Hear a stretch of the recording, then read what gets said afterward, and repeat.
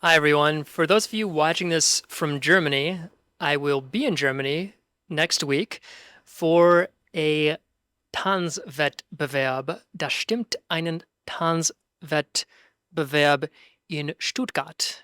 Nächste Woche, nächsten Donnerstag und Freitag, glaube ich. German Open Championships. Ich bin super begeistert. Ja, ich freue mich schon drauf. Und if you are there, sagt mir Bescheid, ja? Das wäre unfassbar geil.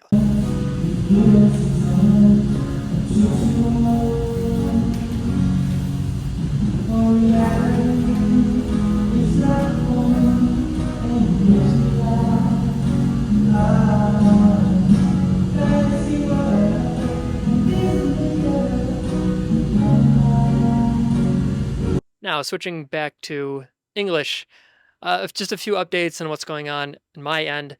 You may have noticed the last video was a podcast with someone named Chandra Sripada. He's a professor here in the Department of Psychiatry, also holds an appointment in philosophy.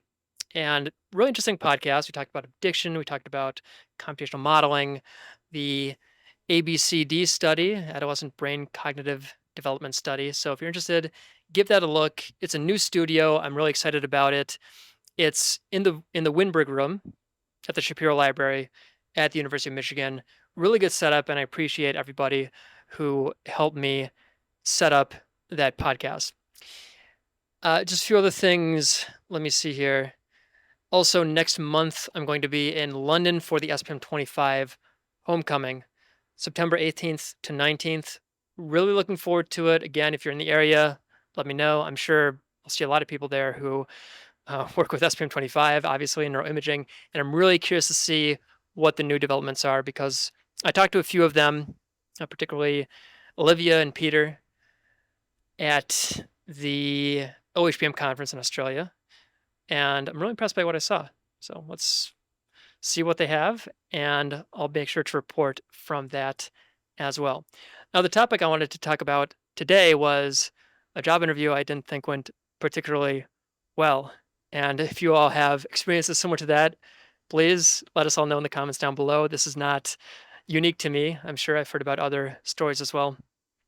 And really, everybody takes a hit once in a while. So the story, and I'm not going to give the name of the company or the people involved, but I was in San Francisco a few weeks ago.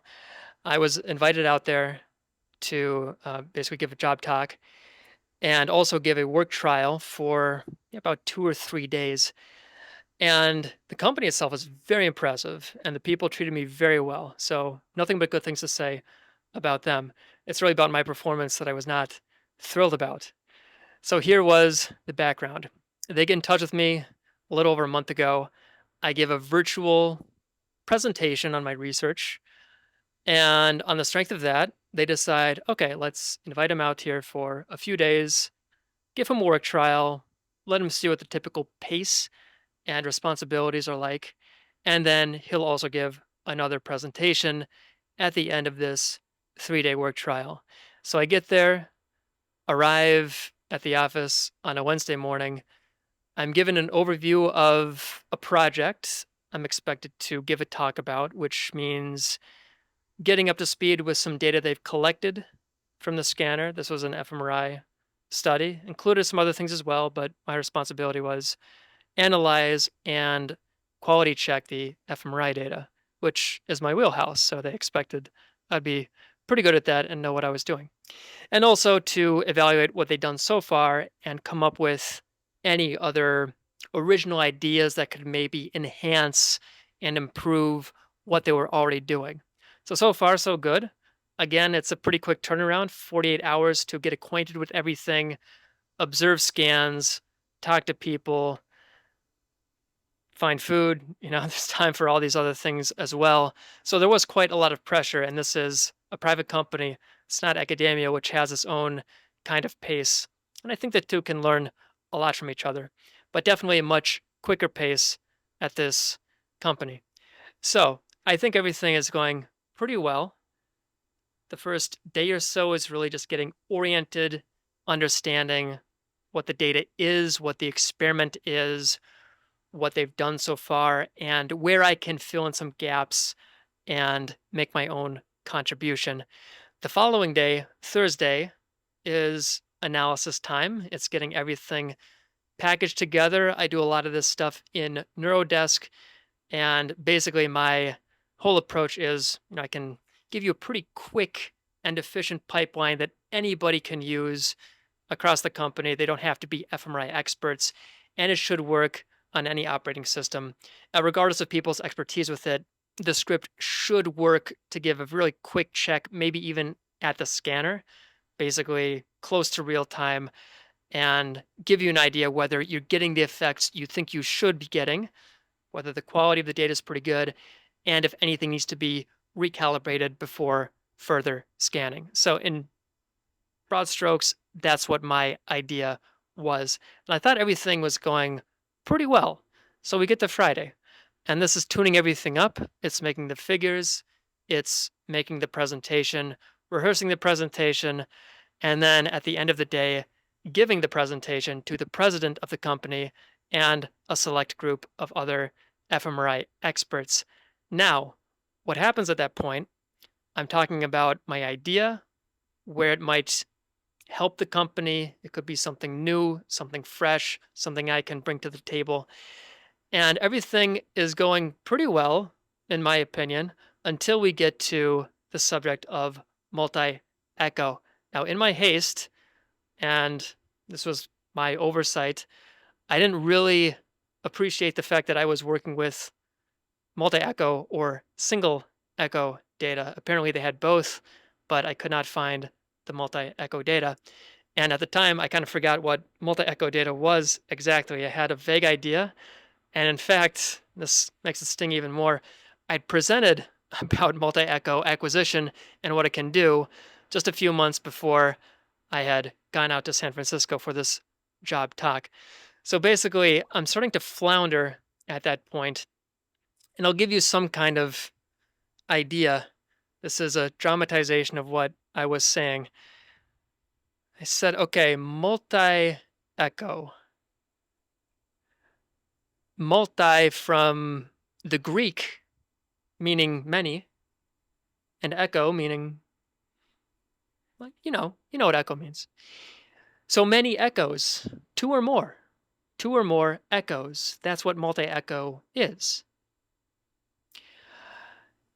To give you an idea of what multi-echo is exactly and how it works, imagine that one echo is going this way, one echo is going this way.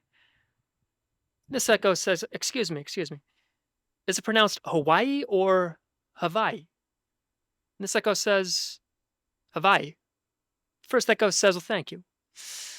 Second echo says, you're welcome. Now, it wasn't that bad, but I really was kind of floundering, and it may as well have been a really stupid joke like that, because the looks on their faces were something like, what the f is this guy talking about?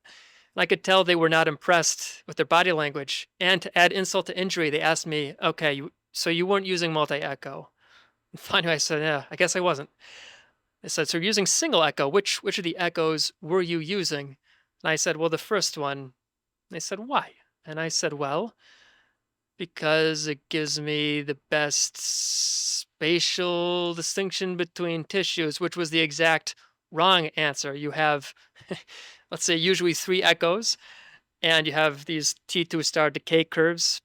Some idea to T1 recovery. You're trying to hit a sweet spot where you can get as much signal as possible, closest to when you apply some kind of radio frequency pulse, but you wait long enough in those decay curves, because different tissue types have different rates of decay or recovery, whether it's T1 or T2 weighted, and you're trying to get the spot where you have enough signal in each of the tissues, but enough differentiation between them, and multi-echo acquisition can help you combine those and recover as much signal as possible and remove noise. And I really just kind of botched the response to that question, really screwed the dog, as we say in English. And also, I wasn't totally clear on what multi-echo was the time I was presenting, so I was quite embarrassed. And I could tell afterwards, they sent me outside after the talk was done so they could talk amongst themselves. They were in there for quite a bit, about half an hour, while I'm sweating, waiting outside. And when they come out and the president talks to me a little bit, he brings up the fact like you didn't really seem to really know what you were talking about with multi-echo. And fair enough point. I mean, I cannot blame them for not giving me the job offer, which I was disappointed about, but you know, that's life.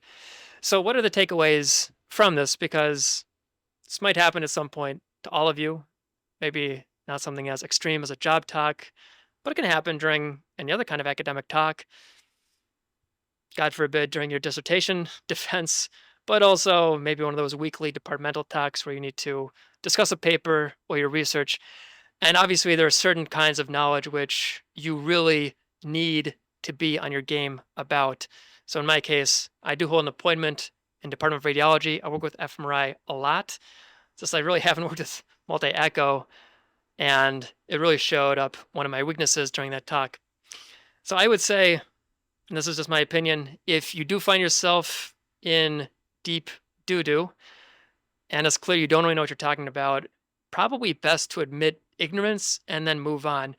We've all been at that stage where you start to maybe confabulate. Oh, and that's another thing I was doing. I kind of thought it was the same thing as reverse phase encoding distortion correction, which it wasn't, but I was giving that answer instead of what multi echo was. And I just completely flipped the concepts I was talking about in the hopes that maybe unconsciously, because I did think I kind of knew what I was talking about, I might have been hoping that if I somewhat BS'd my way through that, they would at some point leave me alone and I could just progress with the rest of my talk, which I thought was more important, but was not getting past these guys. Not at all. And you shouldn't assume that as well. You should respect your audience.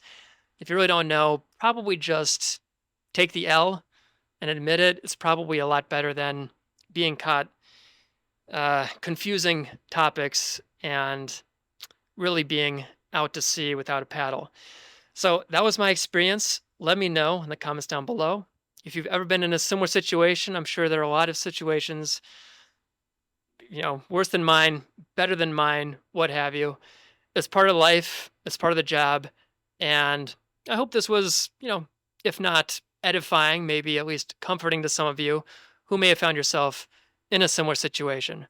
So until next time, take care, have good talks, and if you're in Germany next week, really hope to see you. Bis bald.